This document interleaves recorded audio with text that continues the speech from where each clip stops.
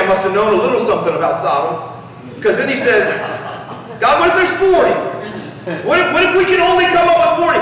God and Abraham talk all the way down to 10. And how amazing is this? That God says, if there are 10 righteous, I will spare all the unrighteousness of the city. If there are 10 righteous, I will give mercy. Because basically what God's showing is, this is how slow to anger I am.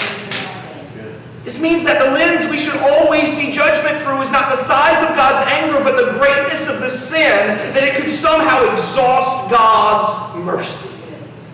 There were not 10 righteous in Sodom, or the city would have been spared.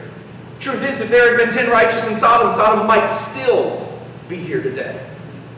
How enormous was the violence and the sin on the earth for God to send the flood. He was just as slow to anger then as he is now. He was just as compassionate and just as abounding in love and faithfulness then as he is now. He desired mercy just as much then as he does now. The sin must have been unfathomable because he's slow to anger. But doesn't that have to affect how we see the world we live in?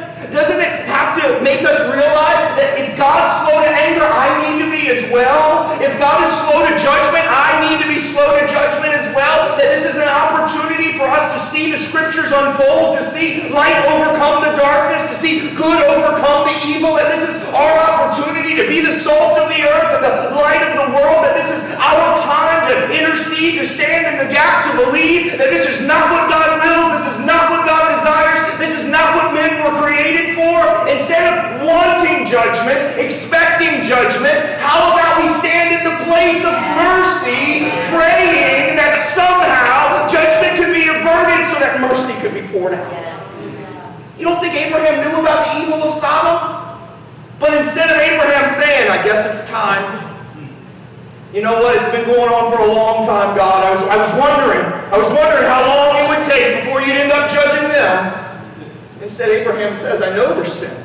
God, if there's 50, if there's just 50, would you save them? And God says yes, and then Abraham says, you know what? You're God of mercy if there's 40. God, if there's 30. God, if there's 20. God, if there's 10. Like that's who we are. Yes.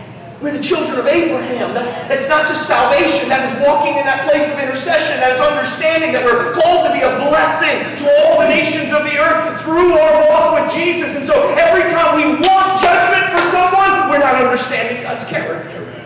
We're not understanding God's heart. Every time we see judgment and it doesn't move us, even break us, we're not understanding God's heart. He's slow to anger. Now, if we're honest, we love that God's slow to anger toward us. But sometimes we struggle with his slowness when it comes to those who harm, frustrate, or offend us, right? Like, I want him to be merciful to me. I think you could use a little judgment. I think that the people that say things about me I don't like, they could use a little judgment, a little